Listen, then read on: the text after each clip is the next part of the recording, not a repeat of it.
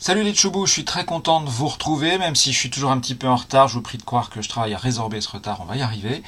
Je voudrais surtout, avant de procéder au fameux tirage au sort du mois, vous vous réannoncer la bonne nouvelle, à savoir que ça y est, le premier épisode de Romance de Mars 2, Scaphandres et Préjugés, ce premier chapitre donc intitulé À table, est enfin en ligne, on peut le lire, il est en libre accès sur mon site. Donc c'est les pages crayonnées en quelque sorte, c'est l'ébauche de ce que ça sera dans la version finale, dans le livre, mais je pense que c'est intéressant de montrer le truc en train de se faire. Il y a un côté un peu complémentaire de ce que sera la version finale. Et oui, vous pouvez distinguer qu'il y a une oreille de chat dans le coin de l'image. C'est Micha qui me tient compagnie pendant la vidéo. Et je voulais vous redire à quel point je suis content d'avoir pu enfin terminer ce premier chapitre et j'espère pouvoir faire les autres un peu plus vite. Mais ça, bien sûr, c'est grâce à vous et aux gens qui vont bien vouloir contribuer aussi que ça va pouvoir avancer. Et donc voilà, je compte beaucoup sur vous aussi pour faire connaître l'existence de ma page Tipeee, etc. Pour que y ait suffisamment de monde qui puisse m'aider à avancer là-dessus, parce que vous l'aurez compris, je travaille sans éditeur, hors moi-même, et donc il n'y a pas de système d'avance sur droit, il n'y a pas de moyen comme ça de subsister le temps de faire les pages, hors le soutien que vous pouvez m'apporter, donc ça c'est très très important. Je voudrais surtout profiter du fait que voilà, Romance de Mars redémarre et donc je voulais en profiter pour parler du fait que voilà, cette histoire c'est vraiment une grande histoire d'amour, d'où le titre que j'imagine peut-être un petit peu mystérieux de la présente vidéo. C'est-à-dire que je voulais vraiment en parler et communiquer un peu voilà, ce que je pense être un message d'amour vraiment. C'est que ce qui s'est passé pour moi en faisant cette histoire, qui était au départ un moyen, un défi sur le web et puis aussi un moyen de se changer un peu les idées, finalement c'est devenu une histoire très importante pour moi parce que j'ai mis en scène ces personnages, je les ai fait se rencontrer, ça s'est trouvé un peu par hasard comme ça, et puis voilà, je les ai trouvés absolument adorables tous les deux, j'ai voulu que leur histoire s'arrête pas là. Et j'étais vraiment amoureux de mes personnages. Je voulais qu'ils vivent, que leur histoire se développe et qu'il se passe des choses et qu'ils soient heureux. Et du coup, voilà, c'est ça essentiellement qui m'a motivé à avancer cette histoire. Et je voulais le dire parce que c'est un truc super important. Et que si Romance de Mars va avancer grâce à ce moteur-là, c'est aussi parce que c'est l'énergie qui anime tout ce projet, parce que il y a ces personnages aussi qui vont tomber amoureux de la planète Mars. Il y a ce besoin qu'ils ont de faire évoluer les choses, de permettre que la société s'améliore, etc. Donc il y a cette démarche utopiste de proposer un monde meilleur et d'essayer d'imaginer, pas seulement de penser aux problèmes. En ce moment, il y a beaucoup de gens qui sont révoltés, qui contestent, qui s'indignent, etc. Je comprends tout à fait leurs préoccupations, je les partage dans une grande mesure, et je pense que leur démarche a son sens et son utilité. Et bon, c'est vrai que ce que je fais moi est quand même très différent, puisque oui, voilà, il y a un côté très un peu nunuche, un peu bisounours, en tout cas extrêmement positif, mais je l'assume complètement. C'est ma façon à moi de faire les choses, et voilà. Et plus je m'en rends compte, plus je me dis ouais, pourquoi pas. Ça me paraît une très bonne option.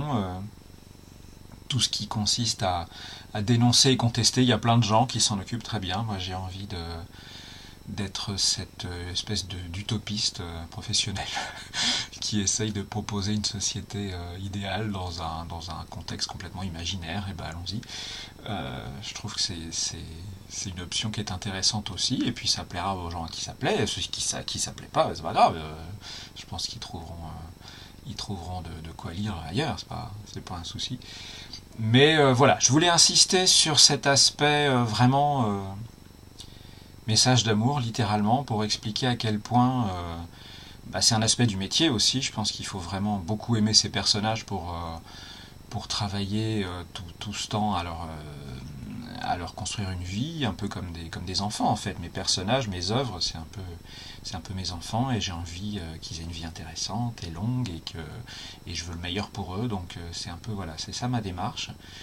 Et je voulais en parler, je voulais le dire. Je pense que ça peut se voir dans les dessins, dans les bellaminettes, qui sont un message d'amour aussi, comme dans les pages de mes BD, mais voilà, j'ai l'occasion de vous parler à travers cette petite vidéo, donc je pensais que c'était intéressant et utile de le dire, et puis de le nommer, puisque j'ai choisi d'intituler cette vidéo Message d'amour, et c'était pas pour rien. Je voulais vraiment expliquer ce truc-là.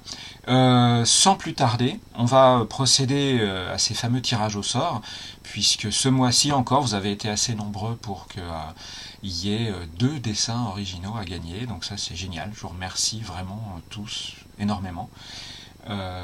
Micha, est-ce que tu veux bien me laisser la place pour faire... On va prendre la petite place qui reste là, ok, ça va. Il reste un peu de place sur le couvercle de boîte à chaussures.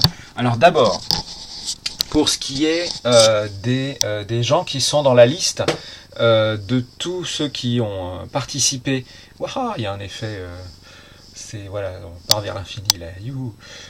Tous les gens qui ont participé ce mois-ci et qui font qu'il va y avoir un tirage pour un crayonné, je vais vous lire la liste. C'est Fred Blue, Yann Moore, Zetouille, Mactrom, Olivier Roux, Tex, Guy, Toussoxeux, Didier Lutti, Nicopar, Marie, Dancé, Cédric, Peter, Laszlo, Tom, Marie-Christine E, Lucie, Nitro, Fred Passerin, Nicolas B51, Rem, Gibriard, Rémi, Caïm, Félix, Glu, Oupsman, Ixo, Ovn 76, Manuel Trappier, Haribo, Keltounet, Marc, Cynthia Bertrand, Fluffy Kawaii Joe. Tous ces gens-là font partie de la liste de ceux qui participent au tirage. Donc, comme ils sont 35, puisque sur mon tableau c'est numéroté de 1 à 35, je vais donc utiliser un tirage sur 100 grâce au magnifique dé fourni par la loutre rôliste. Je vous ai déjà montré plein de fois dans les vidéos précédentes que les dés fonctionnent. Donc on en a un pour les dizaines, et puis il y en a un pour les unités. Donc vous avez compris le principe. Pour faire un tirage équiprobable, on va faire un tirage sur 100. Si on a un chiffre entre 1 et 35, on a un gagnant. Sinon, on recommence jusqu'à ce que ça marche. Parce que si c'est 0 ou si c'est 36 et plus, eh ben, on n'est pas dans la liste, et donc on recommence jusqu'à ce qu'on ait un bon chiffre. Ça marche? Alors, recadrage sur notre magnifique... Ça va, Micha? Tu contrôles que tout se passe bien, hein, on est bien d'accord.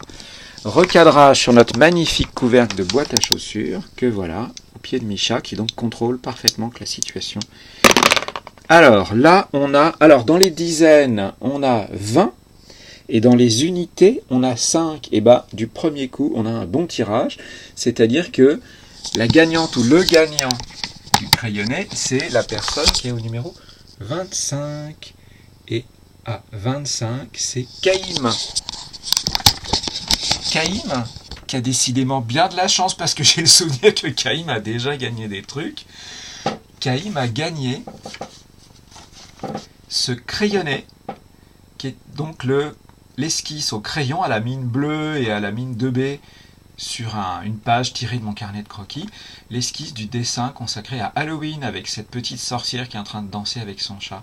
Eh bien, c'est Caïm, félicitations Caïm, qui a remporté ce crayonné original. Et maintenant, on va procéder au tirage pour savoir qui a gagné l'aquarelle du mois. Et pour ça, on va se contenter, puisqu'il n'y a que 9 candidats. Fred Blue, Yann Moore, Tex, Tom, Gibriard, Manuel Trappier, Peter, Laszlo et Caïm.